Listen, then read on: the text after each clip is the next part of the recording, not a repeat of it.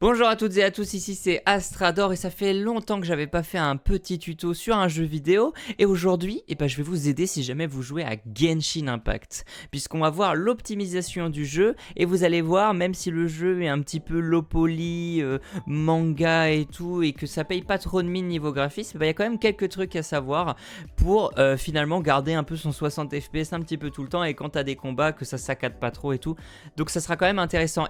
Bien sûr avant que la vidéo ne commence n'hésitez pas à aller dans la description, il y a ma chaîne Twitch où justement je fais pas mal de Genshin Impact, donc si vous voulez venir poser des petites questions ou juste passer un bon petit moment, lien dans la description, petit clic là, hop là je m'abonne sur la chaîne Twitch histoire de voir quand est-ce qu'il y a un prochain live et puis vous allez kiffer. Allez c'est parti pour l'optimisation. Donc comme d'habitude je pense que si vous avez l'habitude de jouer aux jeux vidéo vous savez que pour une bonne optimisation ce qu'on a besoin c'est de faire deux choses. Déjà c'est soit d'aller dans l'écran gameplay ou jeu si jamais il y en a un pour voir un petit peu les paramètres généraux, ou là dans notre cas il n'y en a pas, c'est d'aller dans le menu graphisme.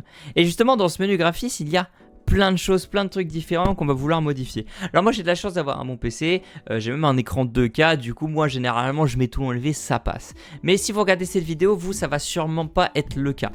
Et du coup il y a un premier truc qu'il va falloir faire, et Genshin Impact est super chiant pour ça, et franchement quand j'ai découvert ça j'étais en mode bon les mecs, on est en 2023, il va falloir un petit peu évoluer à ce niveau là. Mais je pense que vu que c'est un dérivé mobile et tout, c'est pour ça que les mecs ils se sont dit on va pas s'emmerder. Il y a un truc qui est très chiant dans Genshin Impact, c'est la méthode d'affichage du jeu. Là on peut voir que sur la troisième liste, hop, juste ici, on va avoir genre affichage une résolution plein écran. Sauf qu'en fait ils se foutent de ta gueule. C'est pas du plein écran, là c'est du fenêtré sans bordure. Et encore. Là par exemple pour OBS, normalement si c'était un jeu en plein écran, pour le filmer je mettrais le mode plein écran pour la capture et puis je cliquerai sur mon jeu et puis instantanément j'aurai le mode plein écran. Sauf que là ça ne marche pas comme ça. Là ils ont envie de te casser les couilles, donc le mode plein écran en fait c'est un fenêtré sans bordure, ce qui fait que sur cette config le fenêtré sans bordure déjà tu perds des performances de base. Donc déjà c'est un peu chiant. Donc mettez-le quand même. Puisque sinon vous n'avez pas de mode fenêtré sans bordure pour une résolution plus basse, donc bien penser à mettre le mode plein écran même si c'est un fake plein écran. D'ailleurs ça c'est une première astuce que je vous donne si jamais votre PC a du mal. Alors sur Genshin Impact ça se comporte un peu bizarre là, si je fais fenêtré, voilà je peux pas en gros faire un 1220-1080 plein écran. Mais normalement sur un jeu bien fait vous pourriez en gros baisser la résolution et rester en plein écran, ce qui ferait que ça serait légèrement plus flou mais que ça vous permettrait de gagner des performances. Donc si jamais votre PC galère, pensez à le faire, c'est plutôt pas mal comme technique. Bien sûr même si pour le coup là on peut pas le faire, il y a quand même une méthode pour avoir un espèce de rendu un peu similaire. Deuxièmement, la luminosité, vous faites ce que vous voulez. Au niveau des graphismes, vous pouvez mettre un peu ce que vous voulez. Je vous conseille de mettre un max et après de venir modifier. Ça va passer directement en personnalisé. Donc, truc très important, les FPS. Sur Genshin Impact, on a le droit à on peut pas mettre les FPS qu'on veut. Il est forcément bloqué. Ça, c'est pareil, un héritage de le fait que ça vient d'une application mobile de base. Donc il faut le mettre au maximum, paf, tu mets à 60 et on va voir après que le mettre à 30, même si on dépasse pas les 30 fps, ça vaut pas le coup parce qu'il faut au moins mettre à 60, puisqu'en fait juste en dessous on va avoir la synchro verticale et là vu que on est bloqué de toute façon à 60 ou à 30 si on le met, à ce moment là autant l'activer, ça va lisser les fps et à ce moment là on n'aura pas de problème de drop, pas de problème de tearing. Un petit truc du coup qui est en lien avec ce que je disais juste avant au niveau de la résolution, on va pouvoir en fait avoir une résolution interne au jeu, une résolution 3D qui va être paramétrable. Alors elle n'est pas paramétrable de ouf puisque tu peux passer du coup d'une échelle de 100% à une échelle de 80 à une échelle de 60. Mais c'est quand même que rien. Donc en gros je vous disais de baisser la résolution si votre PC galère, et justement on va pouvoir baisser la résolution des objets 3D directement avec ce paramètre. Donc là par exemple je passe en 60 hop, et que je reviens en jeu, tac, hop, on peut voir que en vrai c'est pas trop flagrant, c'est pas trop mal, donc c'est plutôt cool de pouvoir faire ça, mais que du coup tout est devenu légèrement plus flou. Que là mon Bennett il est moins détaillé, vraiment que c'est un tout petit peu plus dégueu. Donc c'est plutôt cool comme paramètre. Et ça permet vraiment de gagner pas mal de performance. Et bien sûr, vous avez l'inverse. Si jamais et on va le voir un peu plus tard, l'anti-crénelage vous suffit pas, vous pouvez faire du super sampling. Donc augmenter un peu les paramètres ici pour avoir encore un petit peu de piquet dans l'image et de voir un petit peu plus loin. Mais je vous conseille quand même de le garder à 1. Ensuite, qualité des ombres, ça va pas trop pomper finalement. Sur Genshin Impact, c'est pas trop mal. Donc ça, c'est quelque chose que vous pouvez laisser en moyen faible, même si c'est pas trop important. Moi, je trouve que c'est assez joli, donc autant la garder. Mais c'est pas un truc qui pompe énormément. Effet visuel, là par contre, si ça pompe. Donc là, par exemple, là vous lui défoncez sa mère si jamais vous avez un PC qui a du mal. Moi, je vous conseille quand même de le garder quand même au moins faible. Puisque ça fait quand même zizir d'avoir quelques effets visuels. Parce que surtout, en fait, cet effet-là, il va vraiment réduire les effets visuels. Il va pas baisser la qualité, puisque là, on voit juste en dessous, qualité des effets visuels. Là, par contre, ça va baisser la qualité des effets visuels. Donc, limite, ce qu'on peut faire, c'est taper un élevé moyen pour les effets visuels, si on veut quand même avoir beaucoup de trucs qui pètent quand on a un combat.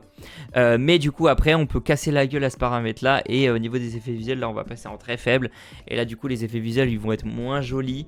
Mais si, en gros, vous préférez dans un jeu vidéo avoir beaucoup d'éléments à l'écran mais avec moins bonne qualité plutôt que d'avoir moins d'éléments à l'écran avec plus de qualité, et bah à ce moment là ça peut être intéressant de de garder les effets visuels mais de baisser leur qualité que de les enlever et garder une bonne qualité. Ou alors si vous avez vraiment un grille-pain, vous mettez tout au plus faible et de toute façon ça sera jamais le meilleur, ça sera toujours le meilleur conseil à avoir en jeu, c'est si vous avez un grille-pain, vous mettez tout au plus faible. Ensuite, anti-crénage. Alors moi c'est FSR2, c'est normal parce que j'ai une carte AMD. AMD représente. Si jamais vous avez une carte Nvidia, alors je sais plus c'est quoi le nom, mais vous aurez un autre truc. Et sinon vous auriez toujours le SMAA qui est du coup l'anti-crénage un petit peu de base. Il y a aussi le FXAA, mais pour le coup dans le jeu il n'est pas disponible. Du coup je vous conseille, c'est que soit vous le désactivez si vous avez besoin de gagner des performances, soit vous gardez du coup celui-là de votre constructeur, donc soit Nvidia soit AMD. Donc moi je vais garder celui-là de AMD. Si vous avez d'autres paramètres, vous regardez sur internet, vous faites une petite recherche, vous tapez le nom du paramètre, il vous dira si c'est Nvidia ou que c'est un truc particulier avec votre configuration. Mais ouais, sur les constructeurs il marche plutôt bien, donc c'est plutôt cool. Et ensuite du coup on va avoir juste les petits trucs qui sont à activer, désactiver. Alors on en a plusieurs. Brouillard volumétrique, là je pense que vous pouvez le désactiver. Ça va être du coup tout ce qui va être cohérence dans le brouillard, les effets, voilà. Là si vous le désactivez vous auriez quand même du brouillard, mais il va être, un peu plus brut, il va vraiment y avoir il va être moins volumétrique. Je sais pas comment expliquer ça, mais vous faites une test, vous verrez très bien. C'est assez flagrant. Les reflets, bon bah là c'est très simple, hein, c'est quand vous êtes près de l'eau, est-ce que vous avez des reflets de lumière, des trucs comme ça. Ça pompe pas mal de ressources processeur plus que de ressources carte graphique. Donc si jamais vous avez une carte graphique moins bonne, mais un processeur qui tient quand même la route avec genre au moins 4 cœurs et tout, je pense qu'on peut les laisser. Full mouvement, moi je le désactive tout le temps, c'est dégueulasse sinon, hein, si je le mets en très élevé et que je fais ça, hop, en vrai ça va, il est plutôt joli. J'avais vu que sur mobile et tout par contre c'était vraiment immonde. Mais moi pour une histoire de lisibilité et surtout parce que j'utilise du coup une sensibilité très élevée au niveau de la manette, je vais le désactiver. Et à ce moment là voilà, on a moins cet effet de blur qu'on avait tout à l'heure, mais ça du coup l'ensemble de ce qu'on a là va être un peu plus joli. Enfin va être un peu plus lisible. Hop. Tac, je retourne dans le graphisme, hop, juste là. Ensuite, du coup, on va avoir le bloom. Donc le bloom, ça va être tout ce qui est effet de lumière, effet d'occlusion en blanc, de trucs comme ça. Ça, je pense que c'est un truc qui pompe vraiment très fort. Ça pompe vraiment très fort, carte graphique, processeur. Donc si vous avez un grille-pain, vous l'enlevez direct, c'est vraiment. Densité de la foot, alors ça c'est super intéressant. Ça vient, ce que je disais tout à l'heure au niveau de est-ce que vous préférez avoir beaucoup d'éléments affichés à l'écran mais de moins bonne qualité, ou est-ce que vous préférez en avoir moins mais du coup à ce moment-là votre jeu, mais les éléments sont de plus bonne qualité. La densité de la foule c'est ça, si vous êtes en ville à ce moment-là les PNG autour de vous ils vont apparaître moins loin. Quand vous mettez en élevé, du coup, vous allez les voir apparaître d'assez loin, ce qui permet d'avoir une meilleure cohérence au niveau du monde.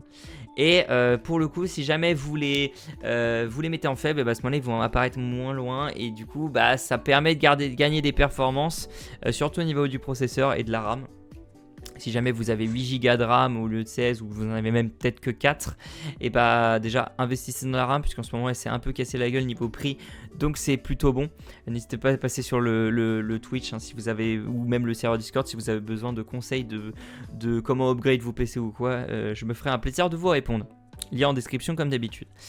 Ensuite, effet allié en multijoueur. Alors ça, du coup, c'est si vous êtes en multijoueur, ça va être quand la personne qui est avec vous fait des attaques. Du coup, si vous les désactivez, à ce moment-là, vous verrez pas du coup ces effets de flamme, ces effets d'électricité. Ça peut être intéressant. Après, je pense que c'est quelque chose qui est assez occasionnel, à moins que vous jouiez énormément en multijoueur. Et généralement, quand on joue en multijoueur, c'est moi, de mon expérience en tout cas, c'est plutôt, surtout quand il y a des groupes d'ennemis, on va se séparer, donc au final on va pas tout le temps les voir. Donc je pense que ça peut au moins être laissé en partiellement désactivé. Je pense que ça va pas non plus avoir un trop grand impact.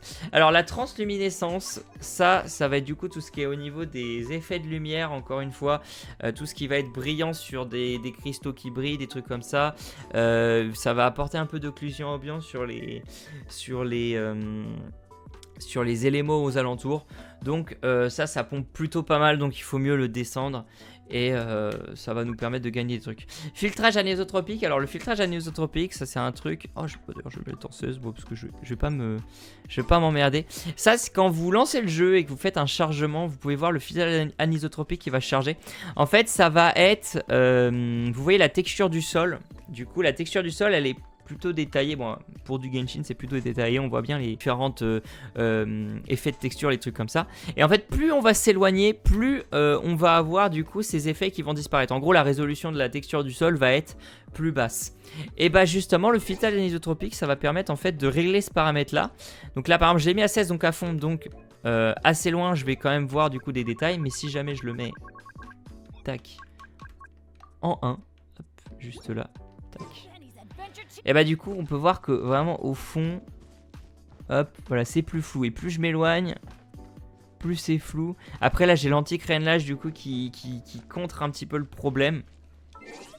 Donc moi ça se voit pas trop. Mais pour le coup, si vous désactivez tout, vraiment vous allez avoir, ça va être flagrant. D'ailleurs tiens, on va le faire si je mets tout en très faible.